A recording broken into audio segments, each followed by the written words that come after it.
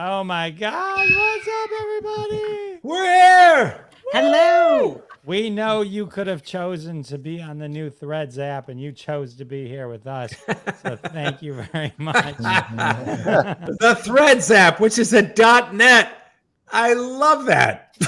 Threads.net is now live a day know what- early. Sal has no idea what we're talking about. Me neither. Gives me No, my Threads platform is to the have new 5 Twitter followers. put out by Instagram.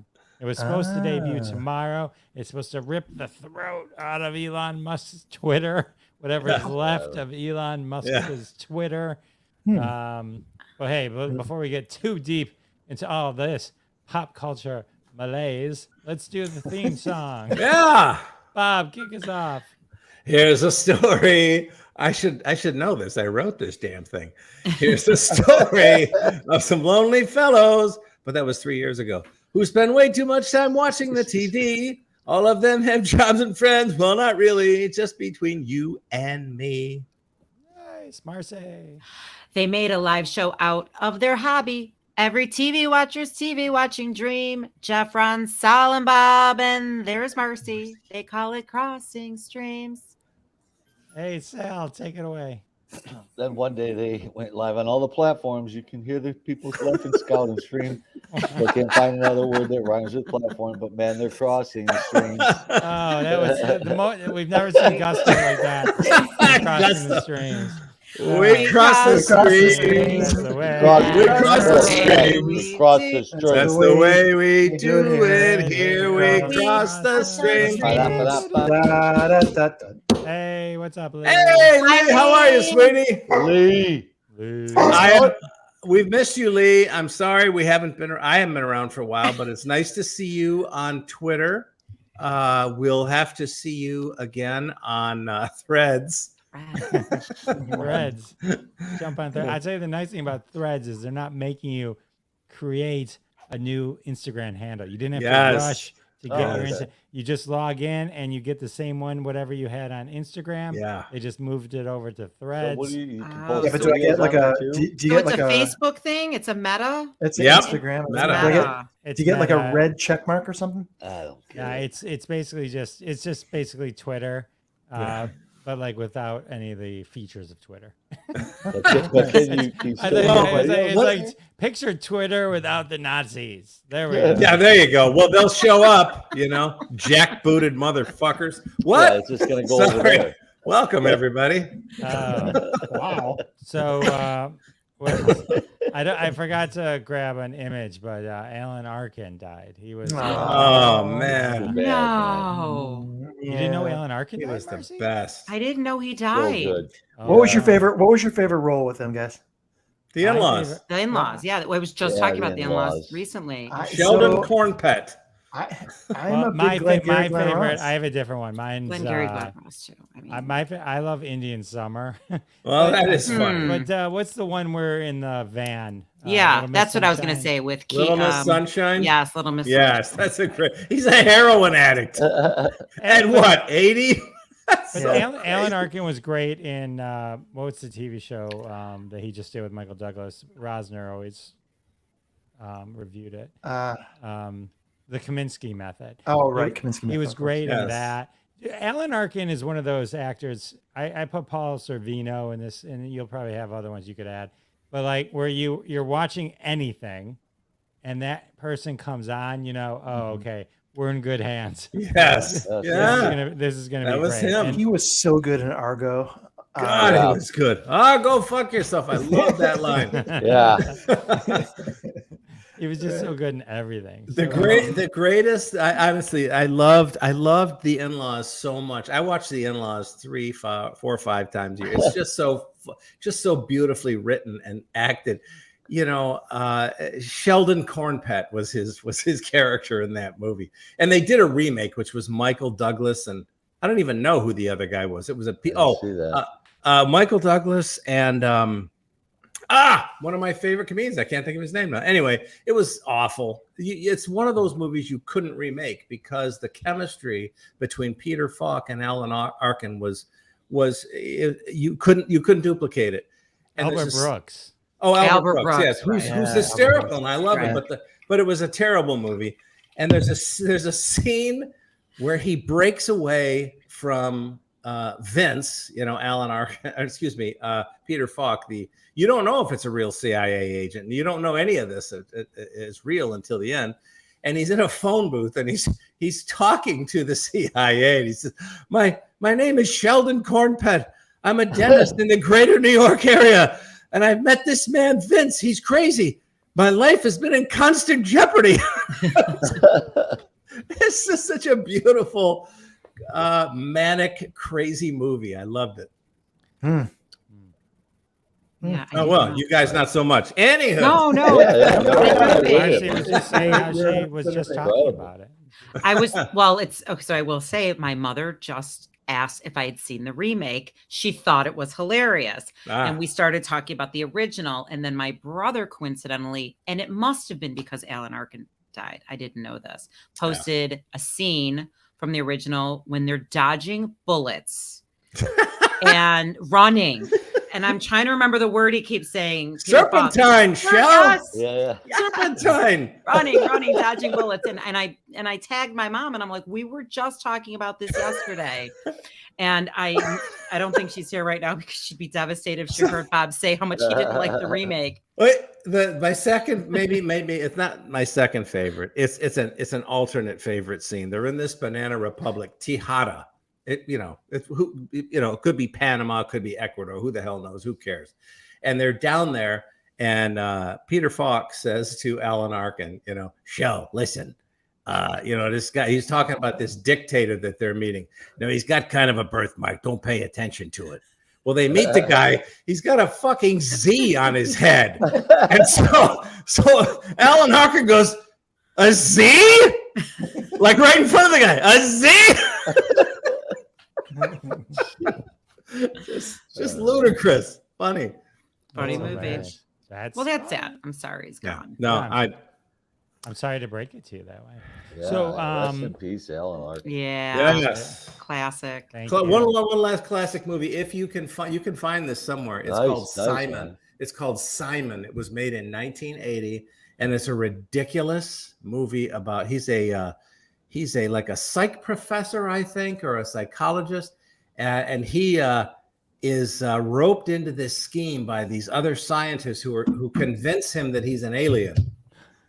And it all takes place in this deprivation chamber, where he's floating, and they pump these suggestions into his head. So he really believes this, and the whole movie is just a farce, but it's worthwhile. Simon. Oh, that's funny.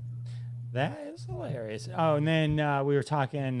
You finished Miss Maisel finally, Ron? Yes, I did, and it's been one of those things. I knew I had to get to this. I knew it was going to be a big payoff.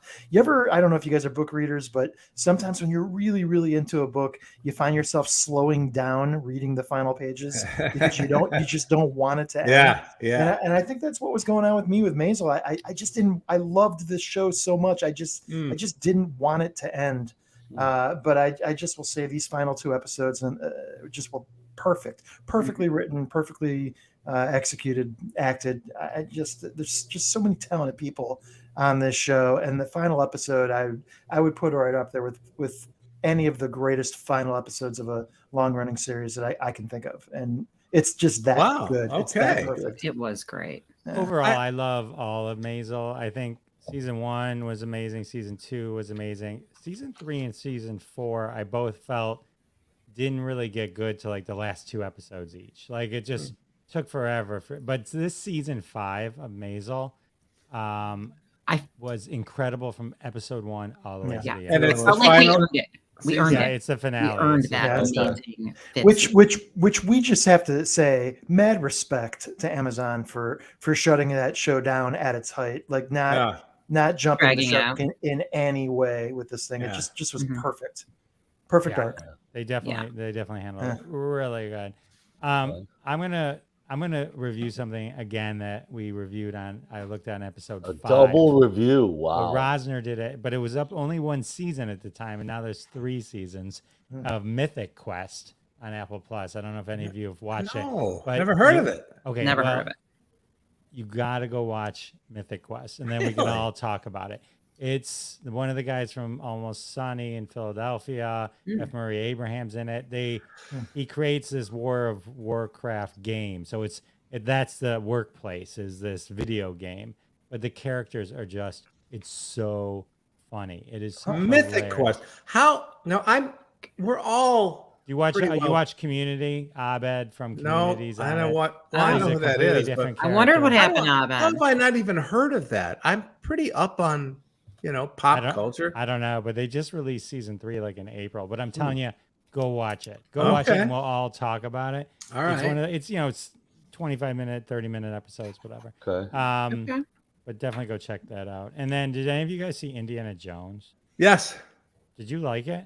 Did not see. You know what? Did not see it. I did. I don't know why. You and I had a brief exchange on Facebook over that, Jeff, and we both agreed that if Spielberg had directed it, it would have had that old Spielberg juice, and you would have said, "Well, it's not as good as the original, but it was fun, right?" But I have to say, I did. I liked it. I liked the whole Archimedes. Subplot. Maybe I didn't expect much because everybody was shit talking it so bad. Did you like it? I didn't hate it, which isn't a glowing review. I sat there thinking the whole time, it doesn't have the joy and the cleverness of what to me makes an Indiana Jones movie. Because it wasn't Spielberg, right? Right. And you can't, oh, it's so nostalgic. Nostalgia isn't a movie. Yeah. It's a scrapbook. Okay. A scrapbook is nostalgic, right? It's like a movie. I mean, just to see a character in a movie, it doesn't mean anything. It's like, I don't want to pick the whole movie apart. We could do that all together if we all see it, but it just, I don't know. I felt long. It didn't. I heard it was 2.5 hours or something like that. Yeah. Oh, wow. Some people love it. Some people are like, it's amazing. And it's like, I'm like, I don't see how it's amazing. I mean, I get that you don't hate it like Crystal Skull. New ringtone, Bob. Bob got a new ringtone. I'm sorry. That's my grandson calling me. It's Elton John singing "Hello, Hello." I have the Beatles. You say hello, and I say. I have the Jaws theme for when my mom calls. How long was the original Indiana Jones? How many minutes?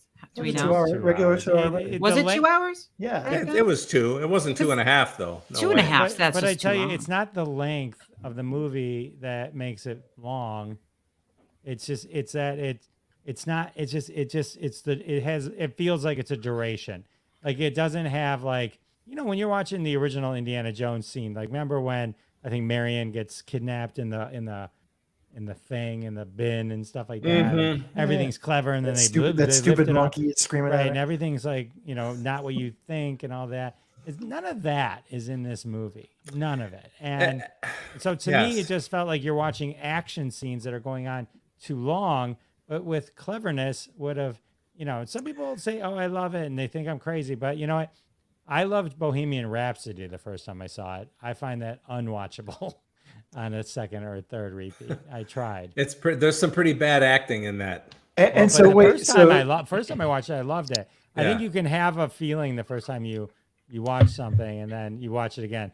So I'm curious what these nostalgia lovers of Indiana 5 think when they watch it again. And they have to watch it as a movie. I just have to ask Jeff and Bob, did they spend an inordinate amount of time doing throwbacks to stupid former movie ploys that say, oh yeah, that was cool. I remember that from 30 years ago. They did. I mean, you got to have some fan service in this, and I don't know how.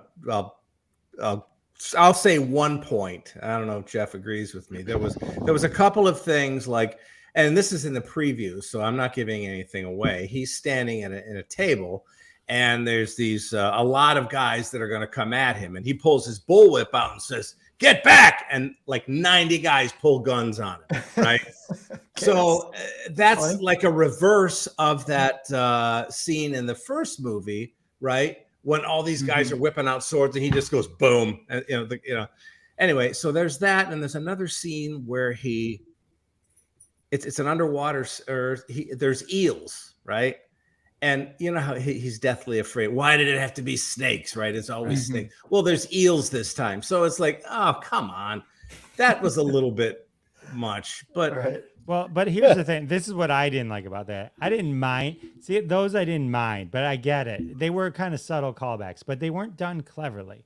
Like they go, this is with the eels one. Then the guy goes, the other character just randomly goes, yeah, they kind of look like snakes. And then Indiana Jones goes, no, they don't. Yeah.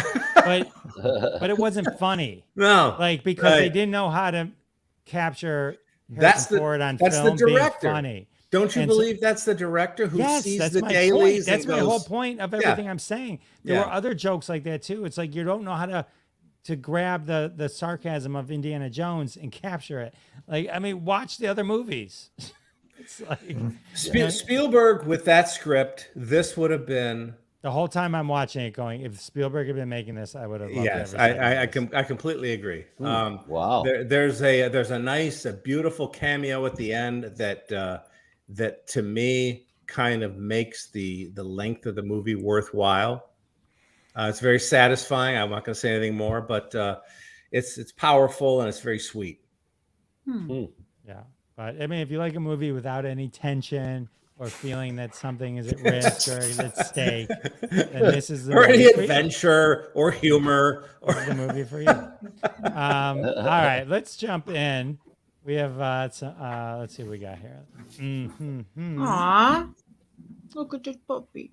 Okay. Oh wow, look at that. Sorry. Okay. Last week we talked about Superman the movie, Waco, and Wildflower, and as promised, American Murder: The Family Next Door was bumped to this week. Oh, we're so excited! The anticipation over the last week. yeah, crazy. The choice, delete, and Run Rabbit Run.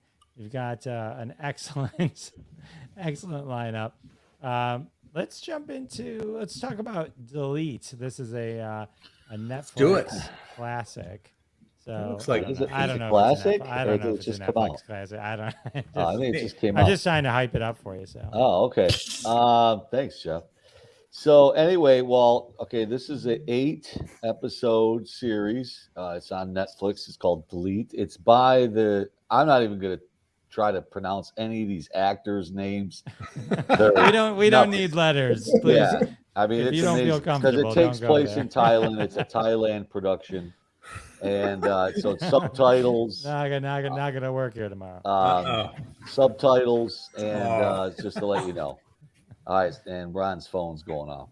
So, and the director that directed this and wrote it or whatever, he did Shutter, the movie Shutter. Oh yeah. So he used a lot of, I guess the basis of that movie had a camera in it. So does this. So, but basically, and by the way, I'm only into 5 episodes right now. I'm like just on episode 5. There's only 8 episodes, and I obviously delved into some reviews just because I knew I wasn't going to finish it by the time this show aired here tonight on Crossing the Streams Wednesday at 9:30. Yes, it does. Thank you very much. I'll plug that. You're welcome, Jeff. Thank you for plugging this show while it's on. So, for everyone watching who's not watching at home, thanks for tuning in. Thank you.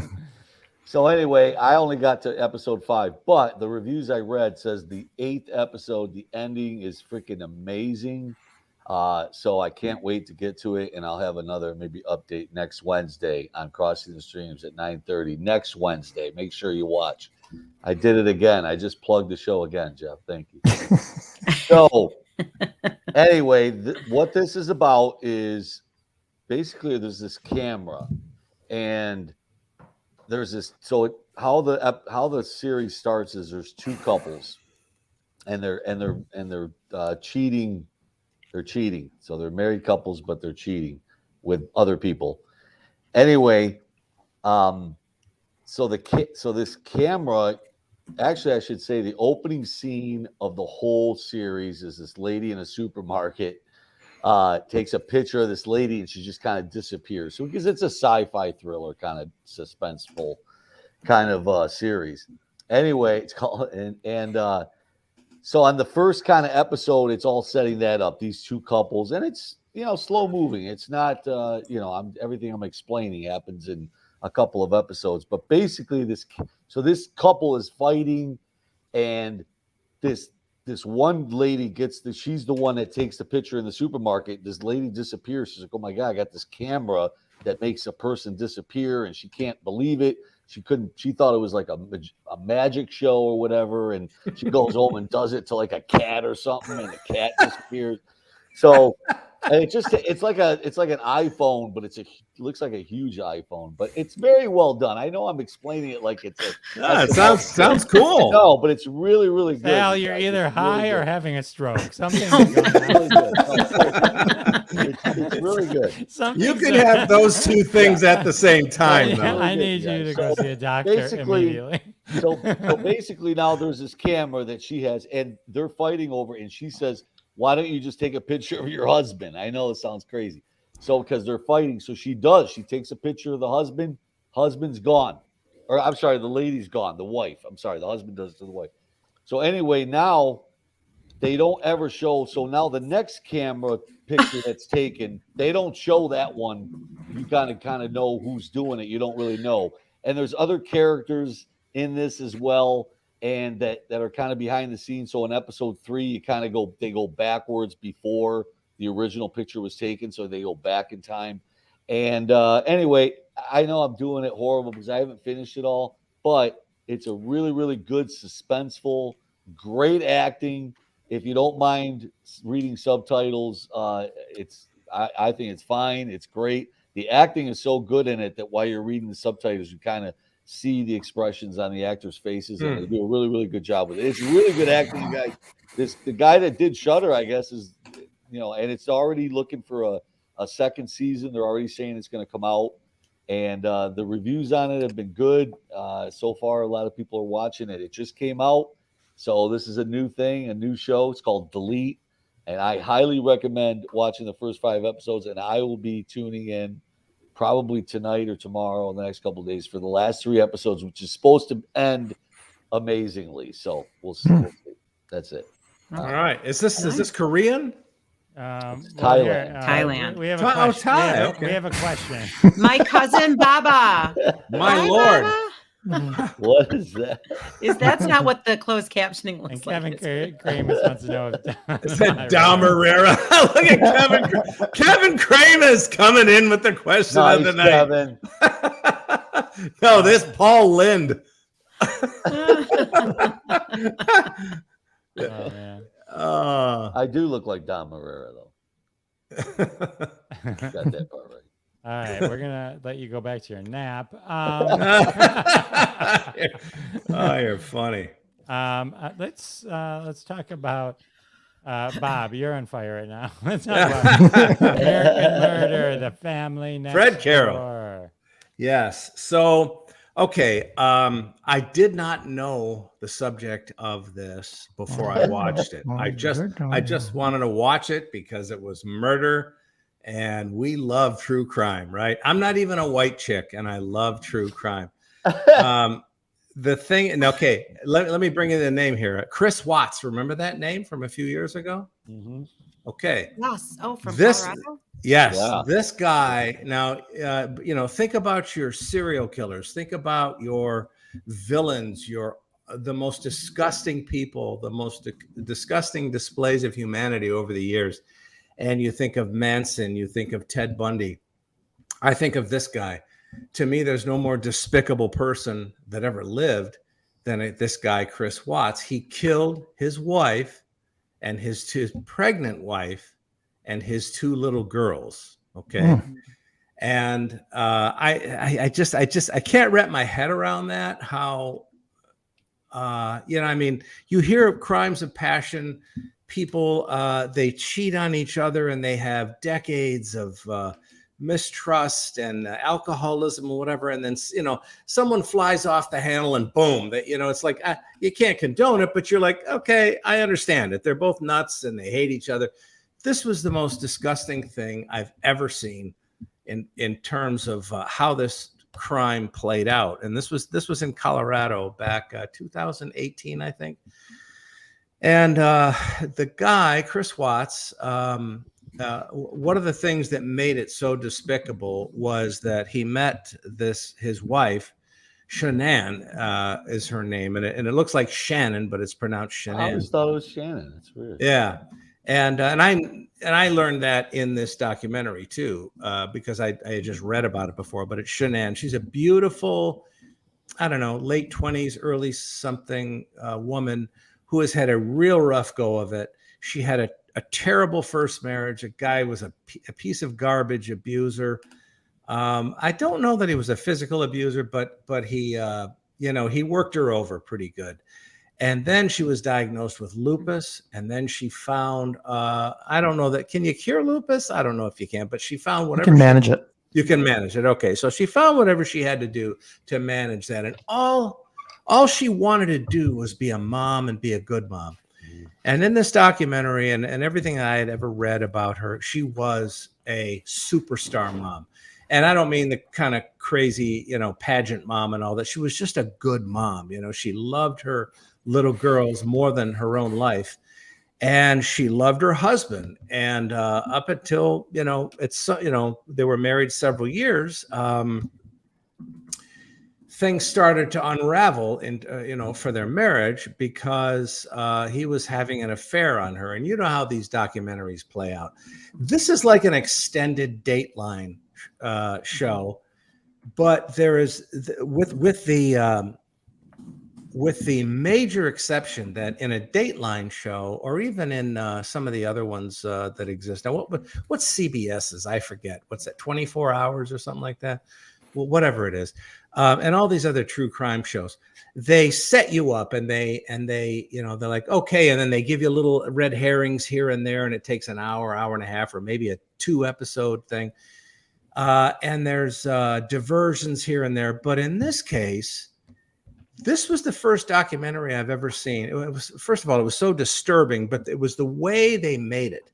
In a Dateline episode and some of these other places, they have pictures of somebody or scattered videos from the 90s of a birthday party, and then you sort of piece together how this person was. But in this one, when I say there is every kind of media available and shown in this documentary of this crime, the ins and outs of it, the stuff you never saw, the background, it's unbelievable. Every single thing is captured, from Ring doorbells, their own neighbors picture, capturing what he was doing and putting her body in the truck, right? Yep.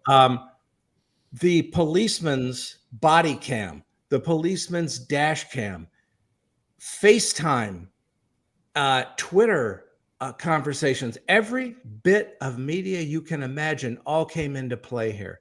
And so on top of being the most despicable person that ever walked, this is the dumbest piece of shit ever, because he had no grasp of what he was doing and the trail he left. I mean, they just got him dead to rights. So there's no mystery here. You know who he is. You know he did it. If there's any mystery in it, it's why. And you think you know why, because they introduced the woman he was having an affair with. And at that point, it's only like an hour and 20 minutes, which is perfect for this kind of story that was, media saturated. Everybody kind of knew everything, but these nuggets they threw at you, things you didn't know. He's having an affair with her, but at the same time, they're showing texts between Shanann and her friend saying, I think he's having an affair with somebody. Oh, no, he's not, honey. This is going back and forth. And it's showing him, getting a babysitter for the kids so he can go out and mess around while she's at her parents' house in South Carolina, something like that. And then they do this little trick that I'd never seen before, where they show, I don't want to say present day because all this transpired, 5 years ago, but they show where they are in the story currently. He's for example, he's been arrested and he's undergoing a polygraph. And then they just go back 5 days earlier. They say 5 days earlier. And he's talking with his mistress, and they're juxtaposing it with what he's telling the people giving him the polygraph test, right? And then they'll go, and then the story moves on a little more. And then now it's 2 days before the murders, right? And then it's 1 day. And all of it is whatever they show is happening now, they show what happened between 5 and 3 and 2 days. And you see the psychosis of this guy and the evil in this man.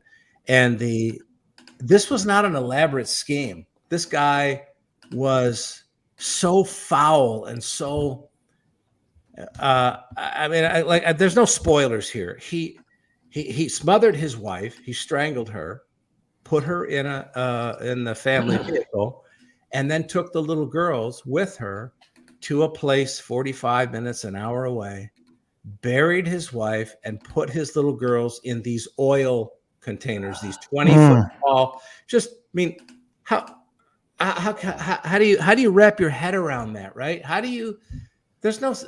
If people say, well, okay, that's what he wanted to do. He wanted to get out of that old life and into this new life with this other hot chick that he was with. Get away with it. Think he's going to get away with it. And he thinks he's going to get away with it. And every single thing, every move he made was captured. And on every camera, passive cameras like the neighborhood rings, the cops' cameras, the cameras in the interrogation room, the failed lie detector test, they have him. They zeroed in on him just like this because he was such a dumbass. And it was kind of it's really the first time I've ever seen something like that, where every piece of technology, surveillance technology, whether it's passive, it's not considered surveillance. It's an iPhone, or it's an Android, or it's your Ring on your porch. They're showing her coming in at 1:45 in the morning, 15 minutes before she gets killed, right? And things you didn't know. All of this is just, there isn't, I don't think there's any 2-minute stretch of this documentary where they're not showing this guy on film, or her, or text messages, or FaceTimes, or something. I mean, it's a prosecutor's dream. He would have just looked at this, and I mean, they got him and they made him confess, But it was just so I don't know. It was so powerful in the way that they got him, and the people that took responsibility for prosecuting him, and the people that took responsibility for arresting him. It was fascinating to watch in this interrogation room where they gave him the polygraph, and then he came back the next day and he fucking failed. I mean, he goes down in flames. I mean, it's so bad. This guy couldn't lie about anything correctly. So these two interrogators just had him, and they knew it, and they knew that he was a dumbass. They're just coming up. They're like, look, we know what you did. You know what you did. You're going to have this. There's no point in going on with this charade. They're basically going on, and he's keeping with this lie. And then he made up a lie on the spot to try and save himself, which was that he came home and found that his wife had killed his daughters, and he flew into a rage and then killed her. Mm-hmm. So you would, and I expected a little bit of a pause in the action and the way the interrogators were dealing with him, and they just laughed at him. And it was like, dude, you suck so bad at everything. None of this. You're done. You're done. We know you're done. And so, even without that, he didn't. Yes, he confessed. He was so stupid. The guy, his father comes in, and these people are so smart. They bring his father in to soften him up. Mm-hmm. And the father doesn't know it, and he doesn't know it. But all of this is on film. It's all being taped. And he confesses to his father. I did it, Dad. I just did it. And his father's like, Jesus Christ, And so obviously not, a criminal mastermind, but probably the most disgusting human I've ever heard about in my life. So they got him. He's where he needs to be. He avoided the death penalty by pleading guilty to everything. So, but it's a fascinating look at how people, the naivete of this idiot up against all the technology that was tracking literally not just his move, his wife's conversations with him, his wife's conversations with friends, his friends' conversations with him. It was done before it was started. You know what I mean? So anyway, I loved it. It's a good hour and 20 minutes if you can stand watching this piece of garbage that long. Piece of garbage. I remember reading or seeing just the story when it happened and all the TikTok videos on it and all that. It was so I followed that story, and just like when he gave the police, did they show that when the police were talking to him on his porch? Yeah. Just you knew something was up. He wasn't even sad about his kids. No, and they went down to his neighbor's house to ask about what he saw on his Ring camera, right? And he didn't see anything. But as soon as this Chris left, the murderer left, the guy goes to the cop. He goes, "Nah, this guy's hiding something." And he knew him well enough to know he was lying. Yep. So and that was like the first element of bringing all that footage and the tendrils in together. Anyway, I don't mean to talk too much about it, but I thought it was fascinating. Yeah, I saw it. Fascinating. Oh, you saw it too, Marcy? I saw it. I do enjoy keeping up with those things. As soon as they were missing, I saw them interview him. Yeah. I was real big I was pregnant with Lacey Peterson. So it was really a big deal when Lacey Peterson went missing. Yeah. And I was freaking out for her. Yeah. In any case, and I totally think Scott Peterson did it. I know that there's a lot out there that say that he did it, but we're always going to look at the father on the porch thanks to Scott Peterson. So as soon as they started interviewing Watts, I'm like, he did it. Yeah. He did it. You know, and it didn't take very long at all for them to arrest him. But the whole thing with the oil cans, I was just disgusting. Yeah. It's unbelievable that is possible for someone to do something like that. But that was and it leaves you with such a bad taste because you don't know. I didn't know what to do with all this fury I had at this piece of human flotsam. You know, you can't go kill him. I mean, it'd be great, but anyway. Anyway, there you go. Well, way to bring the room down. I know. First Alan Arkin, now this. Yeah, I know. Sal, do you have a Hallmark Christmas movie we can use? Have you been to Frankenmuth lately? Maybe Marcy can save us with. Good choice. Oh yes, come on! I want to hear this. Marcy can save us with The Choice. Nicholas Sparks. All right. Nicholas Sparks. So he is, of course, the creator of The Notebook. Which is such a great movie. The Choice, on the other hand, is not such a great movie. I wish I tell you that I loved it. I did not love The Choice. I forced myself to watch the whole movie, and I don't know how long. I didn't even look it up, but it's probably about less than 2 hours. It's probably an hour and a half to an hour and 45 minutes. But in any case, 100% a chick flick. And as a chick, I say, I didn't think it was great. It's just a sappy love story. So you've got let's see, I've got Benjamin Walker and Teresa Palmer. They are our stars. I didn't even write down what their character names are, and I literally just watched it. So you've got Travis and Gabby. You don't care. Thank you. Yes. I did write that down. What was his name again, Jeff?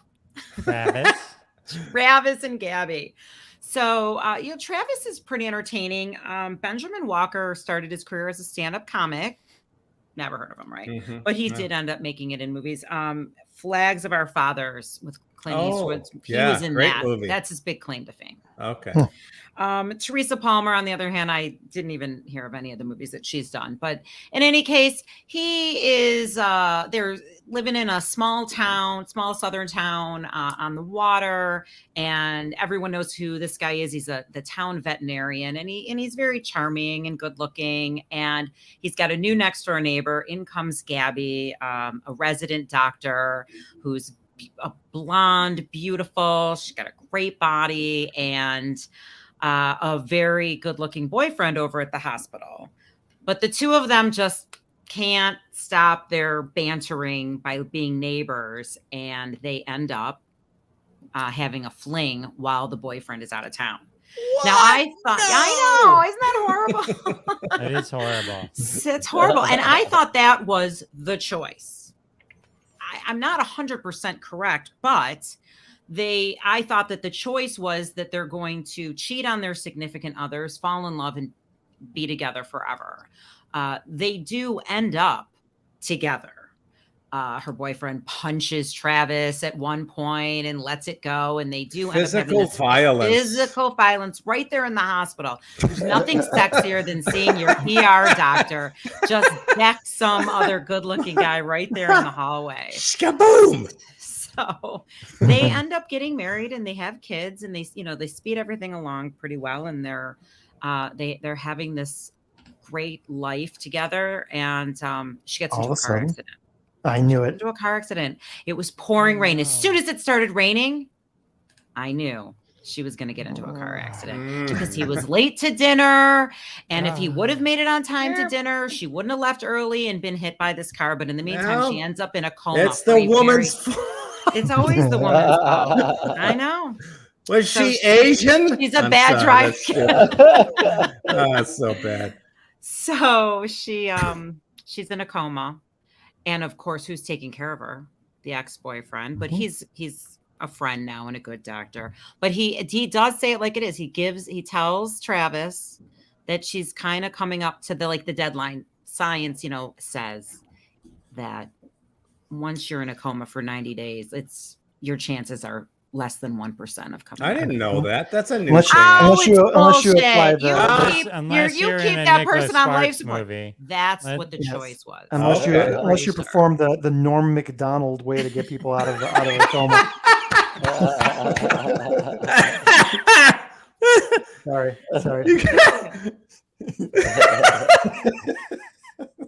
What? You're gonna have to explain that to me. What was that? It's the old joke he talks about all the time. That that his wife was in a coma, and the doctor said you can wake her up by performing oral sex on her. And then a few minutes later, he comes out and says, "Doctor, she's choking."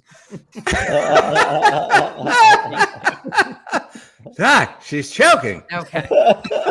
Thank you for explaining that, Ron. Thank you. Well, I don't think you get it. She's lying there. You see? He must have been really bad at it. Speaking of O.J. Simpson, I got the joke. I was watching Norm Macdonald clip yesterday on TikTok, and he's like, they're doing all the jokes that got him fired, and he's like, O.J. Simpson said he would take a bullet for Nicole Simpson. He would have stepped in front of a train for her. What luck that the one person that would have saved Nicole Simpson killed her. That is so funny. That is great.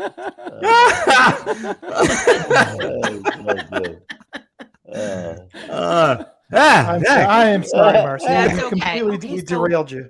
Gabby's in a coma. Sorry. She doesn't want to pull the plug. I'm pretty sure that's what ends up being the choice. And I'm just going to ruin it because I don't want any of you to watch it. She makes it. None of us are. She comes out of the coma. Comes out of the coma. Choking. She's choking. Choking. Doc!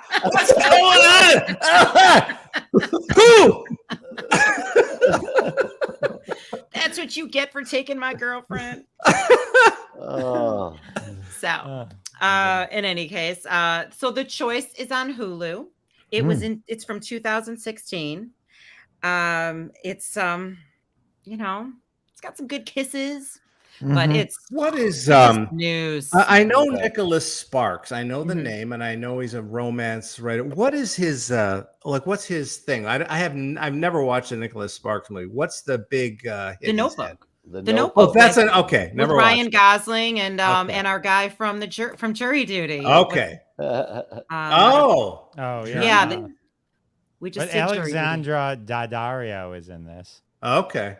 Ooh, okay. Hold on. Now, Was wait a she in second. White Lotus? Yeah. Okay, so Oh. she's the girlfriend. That Okay, he kind of. okay. Marcy buried the lead. Yeah. She's not the lead. That's the thing. She's hardly in it. No, you buried the lead to the whole review. If you had just mentioned Alexandra, See, we always know Daddario. who Ron has the Oh, crushes Tom on. Welling's in this. Tom Welling's in this too. Hey, Doc, He must she's be choking. the other. All the women were choking during the entire movie. You can see it on Pornhub. Are you sure you were watching? Yeah, I was gonna say. Are you sure you weren't watching Dickolas Sparks? It's called Marcy's Choice. Oh, Dickolas Sparks on Pornhub. Does it have Carrot Top in it? I've got a good name for it. Box office poison. Yeah. That is the funniest clip ever. Uh, Bored? Oh yeah, bored. Bored. yeah. Oh God. I feel like Norm Macdonald could be entered into literally any conversation and it's still funny. No matter what you say or do, you can put Norm Macdonald in it and it's still funny. Yeah, I love my gay son. Yeah, he loves cock. Just loves it. That's not me. That's a Norm Macdonald joke. Don't write letters to Jeff. Should have been called 9.5 seconds because he prematurely ejaculated. I never thought that the movie The Choice would bring up so much Norm Macdonald, but I'm glad it did. It definitely helped. Well, thanks for the review, though. You're very welcome. I don't even want to do my stupid review, Jeff. Are you about to call on me? Can we go back to Norm Macdonald? Let's just do Norm Macdonald. You want to do Run Rabbit Run next time? Chairman of the board. I'll do Run Rabbit Run if you want. Go ahead. I want to know if I you. should watch it. No, go ahead and hit it. All right, let's do Run Rabbit Run. Run, rabbit, run. All right. This So is first the, off, it's not on your shitty Hulu. It's on Netflix, right? and second, let's be clear about it, right? This is starring Sarah Snook, who, if you guys have all seen Succession, is probably your least favorite but most fun to watch character on the whole Shiv? Succession show. She's the daughter. She's Shiv on Succession. I've never seen it, so I don't know. Oh, It's she- a it's a fantastic. great show. She does a fantastic job in okay. Succession. So I was so excited to see this movie. Right. First off, I let me just say, it always amazes me every time you watch a show for 5 seasons like Succession, and then you see another movie with a person who you think you know, and a British or Australian voice comes pouring out of her face. Yeah. And you're like, what? what? Yeah. Tom has an accent too. Both. You have to rethink everything. Turns out she's Australian the whole time in Succession. She's been faking the American accent. I had no idea. So good. Good. Do you think the Brits felt that way about Gwyneth Paltrow and her vagina candle when they first saw her? It's possible. It's also possible they were confused about Madonna a few years ago. By the way, Jeff, we should probably talk about Madonna. That's an interesting story. Yeah, I want to hear about this though. I didn't mean to interrupt you. No, it's all good. So I was really excited because I am a big Sarah Snook fan. She is amazing in Succession. So when I heard about this movie, especially coming out on Netflix, it was produced by XYZ Films, which is a real up and coming production company, and it's done a lot of things like Redemption and a lot of other shows. So I was pretty fired up about this. And let me just save you the trouble. It's a piece of shit. The movie is a complete and utter depressing piece of crap. Right. Now, here's something interesting, and this is how you should know that something's off the rails. The movie was originally cast with Elizabeth Moss. You guys, Elizabeth Moss from Handmaid's Tale, right? Mm-hmm. From where? Handmaid's Tale. Oh, yes. Yeah, okay. And I, listen, I'm a big fan of Elizabeth Moss. I think that she's a terrific actor, and word on the street is she got hold of this script, went back to the production company, said, could you rework this? And they said no. And then she claimed a conflict and bowed out of the production. Okay. And then in comes Sarah Snook, who I can't figure out why someone who's riding a star right now, and on arguably one of the biggest shows in the world right now, would agree to do such a bad movie. So this is I guess set up to be a horror film. Although I will tell you, there's nothing particularly horrorful about this movie. It is just a series of tropes what like if you knowing nothing about this movie, Bob and Sal, if you were to just name me like what are the top 3 horror tropes that you can expect coming into a bad horror movie, this has all 3 of those, right? So the script is interesting. The story is interesting in that it is about a single mom who has a daughter who keeps claiming that she's the mom's sister reborn. So the sister had died earlier, and the daughter keeps saying, "I'm not your daughter. I'm your sister." But and that sounds cool, right? Okay, so what's happening in this movie, but and it's acted as well as it could possibly be acted with this shitty script and shitty production. But it just devolves into this just layered. Wait, it devolves from shitty is the baseline, and it devolves from there. It's so bad. Let me put it this way: it's an hour and 20 minutes, or hour and 28 minutes, actually, which just as a red flag right there. If a movie's an hour and 28 minutes long, I'm going to guess 4 out of 5 movies that are an hour and 28 minutes long are pieces of shit, and they either ran out of content to develop, or it just was a piece of crap to begin with, right? Right. So that's just Ron's suggestion. Don't look at hour and 28-minute movies. But the best part of this movie is that cinematography, that it is based in Queensland, Australia. And they do have some really interesting shots of the countryside and what Western Australia actually looks like. And it is an interesting place to film a movie and to have a horror film exist. So you kind of give it a little bit of time, just because, all right, it's Western Australia. It's kind of cool. Thinking maybe this is how Australians do horror films, but it's not. It's just it's Australian crap. And so the movie ends exactly how you predicted it would end. I'm sorry to say that it tries to borrow from some of the best horror films that are out there, and it just does it terribly. So I don't know what Sarah Snook is thinking, taking this role. I don't know why this production company went ahead without Elizabeth Moss, and why they didn't take her very strong suggestion to redo this thing. It always baffles me when a company gets the when they do the what's it called when you do the original testing of audiences and it tests terribly. Which this movie did, just tested awfully, and they still ran it. Maybe because they didn't have the production budget to continue or make changes or whatever it might be. I don't know. It somehow got a 37, I think 37% on Rotten Tomatoes. I think that's better than it deserves. I don't really recommend it. So it's too bad, because I love horror films and I love interesting backdrops and I love supernatural stories, but about the whole idea of a kid being reborn as the sister of the protagonist, I thought was an interesting backdrop, but not good. So so stay away. Okay, so I'm convinced I'm not going to watch it. Yeah, she is Elizabeth Moss is one of the greatest actresses of this present time. I think she's not, she's kind of like a Meryl Streep. She's not like overtly good looking. She's pretty enough to carry off whatever role she has to do. In Us, she was great. Did you see The Invisible Man? The remake of that? No, I saw the Kevin Bacon one from years ago, but okay, this was like 4 or 5 years ago, and was that good? It was really good because she made it good, because you believed every second of her part of that story. I think she made it. They were trying to do like when Tom Cruise did The Mummy. Yeah, they were trying to make a whole universe of monsters. Oh, is that right? The Mummy and the Invisible Man. Oh, wow, I didn't know that. Yeah.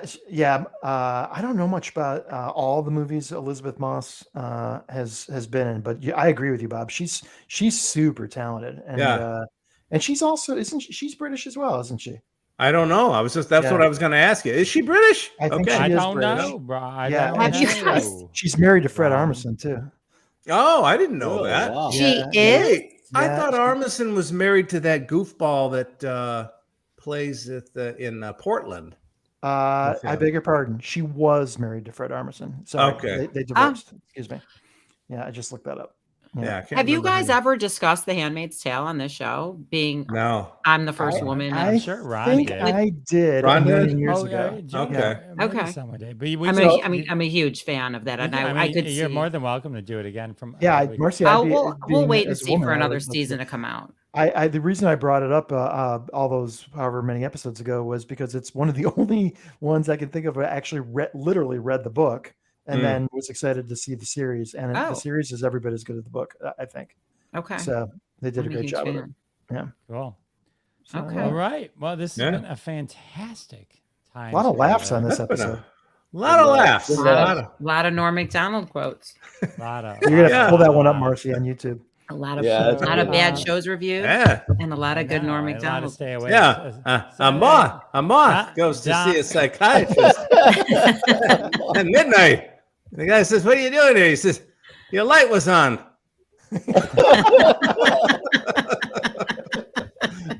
I'm shortening that, and it's a terrible impression, but sorry, Jeff. I know, because the whole joke of that joke is that it's a 10-minute joke. Yes, it's just so stupid. But all his jokes, though, if you notice, all his jokes are great visual jokes. Like you can totally picture the moth sitting outside the psychiatrist's office, buzzing around the wall. Half of them are not even his jokes; they're just community property. It's the way he brings out vaudeville jokes too. Yes, He's got a bunch of old funny jokes. Yeah. He's really funny. Sal, before you fall asleep, say goodnight. Good night, everybody. SalDemilio.com. Sal and Bob Show, Genetti's, July 20th, August 17th. Good night, everybody. Virgil King. Who's this Virgil King? Yeah, July 15th, the Macomb Center for the Performing Arts. It's a comedy for cancer benefit. And yes, the Sal and Bob Show live July 20th at Genetti's. And if any of you find people on our show here want tickets, hit me up. We'll get them for you. Done deal. Virgil Kane wanted to ask a question. If you just go ahead and ask it, though that was a question, but you can ask another one. Yeah. If you catch us before we hang up, we'll go. Marcy, say goodnight. You can catch me Wednesdays at 9:30. If you didn't know, that's when Crossing the Streams Streams is on. Yes. I wouldn't Tell have your known. Alexas to set a reminder. Good night, everyone. Ron, say goodnight. I'll be here Wednesdays, 9:30, choking my comatose wife. And have a great night, boys, girls. All right, and I too will be here. You can find me on Threads. I'm on Threads. Yeah. I also this coming Monday. What is it? The 9th, maybe. What day is that? Anyway, this Monday is my 10th. The 10th. Is On July 10th is Monday. 10th, it is my 250th episode of Classic Conversations. Wow. Nice. That's impressive. And all of them are good. And I Very have, well thank you, done. I appreciate that. And returning to the show is Burt Ward. Oh, Robin, right, yeah. man. Wow. So he'll be there. It's A two-time classic conversation. Yeah, it was. I had to work hard to make sure we covered different stuff. It's different stuff this time, and so that was cool. The cooler part, I think, about it is they called me. There you go. There you Wow. go. Now you've arrived. Oh. Because Bert needs to pump his latest vehicle, which is He has an amazing dog food, but we'll talk Dog about food. that. Yeah. So all right, Dog food. all right, he does. It's true. So, It's true. true. All right, we'll talk about it next time. All right, thanks everyone. Good night, everyone. And that has been another episode of Crossing the Streams. Join us every Wednesday at 9:30 p.m. Eastern Time, live on Facebook and YouTube. Follow The Jeff DeWaskin Show on YouTube to be alerted every time we go live with your hosts, Jeff DeWaskin, Ron Lippett, Howard Rosner, Bob Phillips, Sal D'Amelio. We're all in the socials. Follow us, listen to our podcasts, Classic Conversations, and The Sal and Bob Show. Check them all out, and we'll see you next week and every week when we cross more streams right here. See you then.